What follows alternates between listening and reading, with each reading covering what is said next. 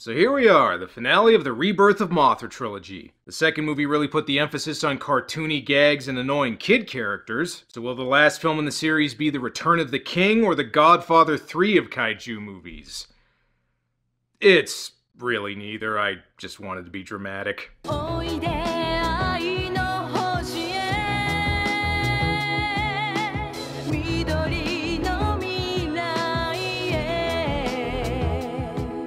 Okay, so the first Rebirth of Mothra movie had a message about protecting the forest, the second one had a message about protecting the oceans, and the third one is all about protecting the most precious environmental resource of all, time. Yep, this one largely ditches the environmental themes of the first two movies in favor of a time travel plot.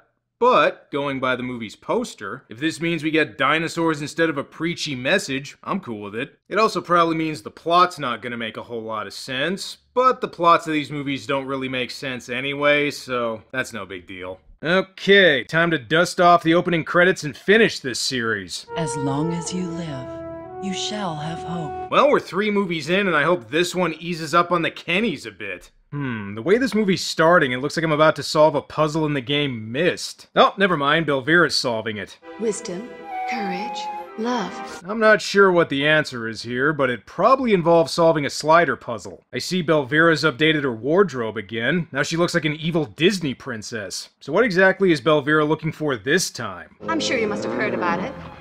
The Elias Triangle.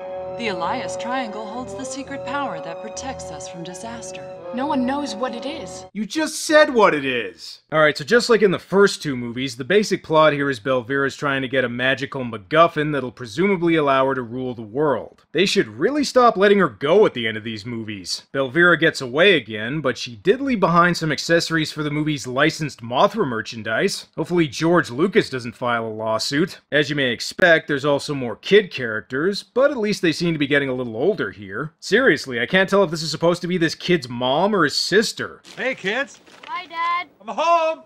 Hi, welcome home, dear. Okay, I guess it's his mom. Unless the dad's going all Chinatown on one of his daughters. And that's Chinatown the movie, you assholes. I know this is Japanese. Hey, guess what? The sky's full of shooting stars. Yeah, and by the looks of it, they're big enough to level a whole city. Actually, I might not be too far off, since a massive meteor lands in the forest, which is apparently also a city? I'm sure this is fine. Meteors in kaiju movies are always good, right? Anyway, time to move on to more important things, like this family going about their day. Toda, I hope someday you'll go back to school. I think it's time. Either that or get your ass a job as a salaryman, boy. Is it because I've got a job? What do you mean? Is that why he's not going to school? Of course not. Then what's wrong with him? I don't know, maybe he just doesn't want to go to school. I mean, you are just letting him stay home. Jota, listen to me! Stay away from the Aoki forest today! Or just do whatever you want, we apparently don't discipline you. Meanwhile, Maul and Laura investigate the meteor and find out it's the one responsible for killing off the dinosaurs. Shit, it's back on Earth for revenge. Actually, I joke, but that sorta is what's happening here, since the meteor contains a monster responsible for killing the dinosaurs. See if you can guess who it is. Well, clearly the monster is Gigan. King Ghidorah. Oh, yeah, that's what I meant. Yep, everybody's favorite Godzilla nemesis is back, except this time Godzilla ain't around to stop him. Not only that, but he's apparently been learning how to use Adobe After Effects. Why aren't there any children? I don't know, maybe the filmmakers finally decided to listen to me. Looks like it's time to call Mothra, and you know what that means. Mothra song time. Things that bother you never bother me. I feel happy and fine. Ha-ha! Huh. Could have swore that tune went differently in the other movies. Mothra's excited to be summoned this early in the movie. Normally they wait until over halfway through. In the meantime, Ghidorah attacks Japan, but there's something bugging me. They say that King Ghidorah is the one responsible for killing off the dinosaurs, but in the first movie they implied that Death Ghidorah was the one who did that. A terrible space monster that came to Earth 65 million years ago. That's when all the dinosaurs died. So, did King Ghidorah and Death Ghidorah both kill the dinosaurs, or did the girls just screw up? Actually, now that I think about it, even the time they say the dinosaurs went extinct contradicts the first movie. They came to Earth 65 million years ago. That's when all the dinosaurs died. This had something to do with the dinosaurs? But they died millions of years ago. 130 million years. Yeah, you know what? I think the writers were just hoping people weren't paying attention. Oh well, the point is Ghidorah is here and doing what he does best, namely wrecking the fuck out of Japan. I gotta say, I do like Ghidorah's look here. Sure, it's basically the same old design, but I like the little touches like giving him longer horns and slightly different wings. Ghidorah's goal is also a little different in this movie. Instead of just destroying shit, he also transports a bunch of children inside this weird fleshy egg thingy. Not sure why he's kidnapping all these kids, but again, maybe he's just trying to improve the movie. Speaking of improving the movie, we also get a kaiju battle fairly early on. What's happening? Mothra's fighting King Ghidorah, except Godzilla and Rodan aren't around to help out this time. Because both monsters can fly, we get more screening shots, and, let's just say I can see why most kaiju movies try to keep the action on the ground. Damn, Ghidorah seems as tough as ever. Even Mothra's lasers don't seem to have an effect. Not only that, but he also knows a moth's two biggest weaknesses: bug zappers and getting squashed. Not only does Ghidorah give Mothra a king-sized ass-whooping, but he also gives Laura the evil eye, which I think makes her bad or something. Well, that was easy. Now time to get more kids. Okay, children, remember to panic in single file. I may have spoken too soon about Ghidorah ridding the world of Kennys, since they're still in the movie quite a bit, except this time they're trapped inside a giant bloodshot eye. And there's even more weird shit inside this thing. Oh boy, Ghidorah brought some CGI rape tentacles with him. Actually, now that I look at these things, they kind of look like giant gummy worms. You're a very lucky boy. My name is Maul. This is Fairy. And you? It's Shota. Yeah, I'm still just gonna call you Kenny. The parents are very concerned about their children. It's almost nighttime and they haven't done their chores yet. It was on the radio. Children disappearing. What's going on here? Hey, now take it easy. Your kids are not the only ones missing, you know. Yeah, quit being concerned about your missing children. You're not special, okay? They learn the kids are being held inside Ghidorah's vascular nightmare dome, which weirdly seems to make the mom really happy. Speaking of people acting weird, what the hell did Ghidorah do to Laura? You see, Laura is a very kind and generous person. That's how King Ghidorah was able to turn her against me. Makes sense. Nice people are always taken advantage of. That's too bad. Wow, I can tell this kid really gives a shit. Nice people are always taken advantage of. That's too bad. Ugh, this magical fairy is so boring, just like school. It's why I don't go. Anyway, while these two go spelunking to find the rest of the plot, there's another burning question I have. Namely, just what kind of business do the parents run here? Are they EMTs that specialize in guys that break their dicks or something? Bad news, Belvira. Not only are you trapped in Ghidorah's weird dome thingy, but your Robo-Dragon needs a new transmission. Laura? Also, Laura's the T-1000 now, I guess. I think this is King Ghidorah's base. He has awful plans. He's gonna destroy the human race. Isn't that what you've been trying to do this whole time? Shouldn't you be happy about this? I joked about the girls' swords looking like lightsabers earlier, but I gotta admit, you don't usually see sword fights in these kinds of movies. I don't think Belvira's gonna get her hand cut off, but you never know in kids' kaiju movies. But let's be honest, you're not watching this to see tiny sword fights, you're watching to see giant monsters rip shit up, and that's exactly what Ghidorah does. That's King Ghidorah. He's coming. I think he's already here, lady. There's only one way to stop King Ghidorah. That's great. But Mothra can't do it.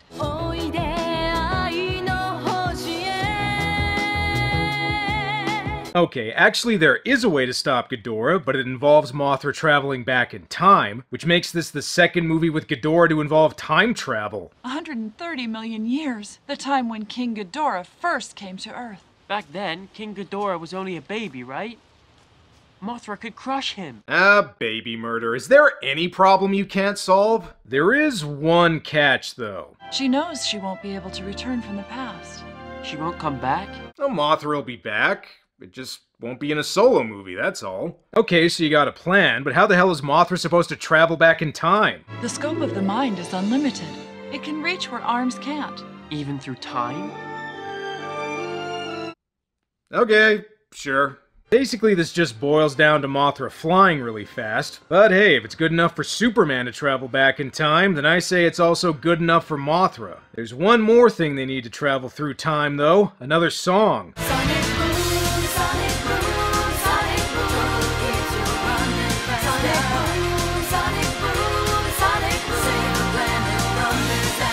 Even though I dubbed in that song, the one they actually use is not too far off. While Mothra travels back in time, Maul asks Shota to rescue Laura, cause sure, this kid seems like he's up to the task. I can't even go to school. I'm too afraid.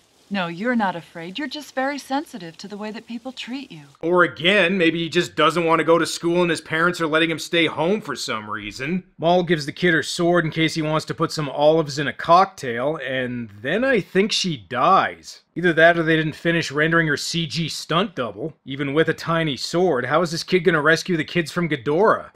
Come on, why don't you take me as well? Coward, scared of me or something? Well, this kid's dead. Instead of killing him, though, Ghidorah just traps him inside Kindergarten Hoth with the rest of the kids. And combined with the slime that starts oozing out of nowhere, this whole thing is starting to look like a weird Nickelodeon game show. Or a regular Japanese game show. Meanwhile, or I guess technically before, Mothra travels back to the time of the dinosaurs. And honestly, this part almost looks like a separate movie I could make a video about. With all these dinosaurs, I wouldn't be surprised if Doug McClure showed up. Or at least the kid from Prehysteria. Mothra's here to kill Baby Ghidorah, but the thing is, even Baby Ghidorah is still pretty big. You might want to go back a couple more years. Oh, too late, Mothra already made a dramatic entrance. Fun fact, if you're hit with energy beams in the past, that pisses you off in the present. I mean, that's just Science 101, people. It's working. Mothra's attacking King Ghidorah. Okay, but Mothra still hasn't won. Even the past version of Ghidorah seems like too much to handle. With no other choice, Mothra resorts to a different kind of attack. Scratching, which proves surprisingly effective. While this is going on, or before it's going on, I guess? Whatever. Evil Laura attacks the kid, although unless she hits his jugular vein with that sword, I think he'll be okay. Wait, what did Maul say earlier? Laura loves the innocence of children. And that is in a platonic way, not an Epstein Island way, got it? And so Laura is brought back through the power of Kenny's, and her sword gets an upgrade too. Courage, wisdom, and love. These three forces combined make a super powerful force. Personally, I prefer some Earth, Wind, and Fire, but if I want to watch a funky Japanese monster movie, there's always Legend of the Dinosaurs. Back in the past, Mothra continues to get thwomped by Ghidorah, which means Laura's got to help out with another song. What? I told you I wanted some Earth, Wind, and Fire. I guess Mothra did too, since this gives it the mojo to finally defeat past Ghidorah by dropping him into a volcano.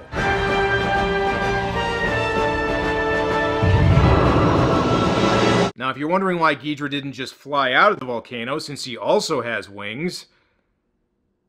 yeah, why didn't he do that? Before getting tossed in the volcano, though, a piece of Ghidorah's tail broke off.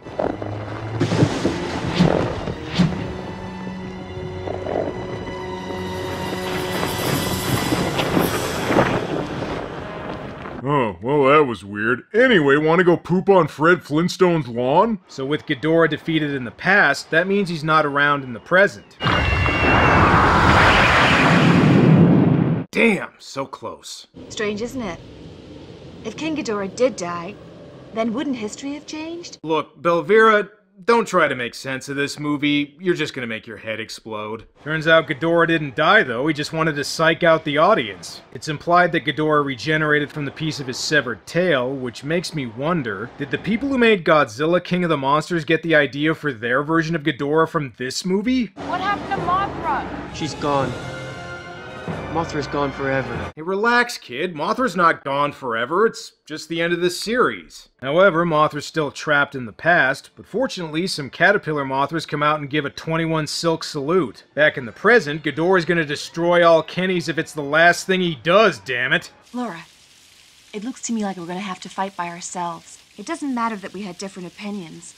We're unified now. Okay, if by having different opinions you mean you tried to destroy the Earth several times, but sure, I suppose we can work together. Besides, Ghidorah's not the only one who can magically reappear in the present day. Turns out Mothra was just taking one hell of a power nap. And it's even got a brand new form, liquid metal Mothra? Okay, by this point you probably know the formula for these movies. Mothra fights the villain, but it's too powerful, so Mothra has to lie dormant until it's revived with a new form that's powerful enough to defeat the bad monster. Other than having a shiny new chrome exterior, I'm not really sure what new abilities this Mothra has. Its most effective new attack seems to be a headbutt. Honestly, the thing I'm most impressed with is that Ghidorah can still fly with only one wing left. Alright, time for Mothra to bring Ghidorah and this series to an end.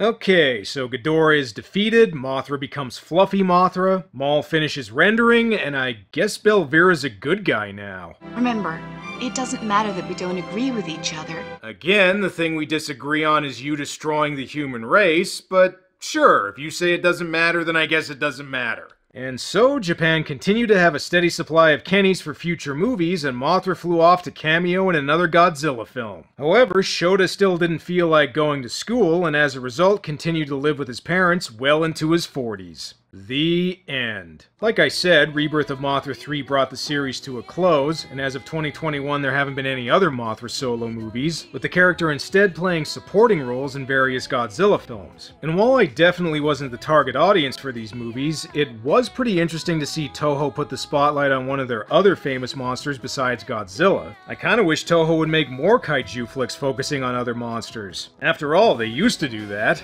This one's still aimed at a younger audience, just like the other two, but thankfully the child characters here are a lot less annoying than the first two movies, even if they really don't contribute much to the plot. Also, while Ghidorah is a reliable villain for these kinds of movies, it would have been nice if they came up with a new monster for Mothra to fight instead of just using one of Godzilla's most popular foes. I almost expected them to use a Mecha Mothra, which I guess they sorta do. I still wouldn't call this a great kaiju movie, but it is an improvement on the second one, and little kids will probably find it entertaining, which is who it was intended for. But if you want a kaiju movie that involves time travel, there's always Godzilla vs. King Ghidorah. Okay, I'm finally done with these Mothra movies, which means next episode I'm going to do something a little more normal. Hermaphrodite Gene Simmons vs. Secret Agent Stamos. Until next time.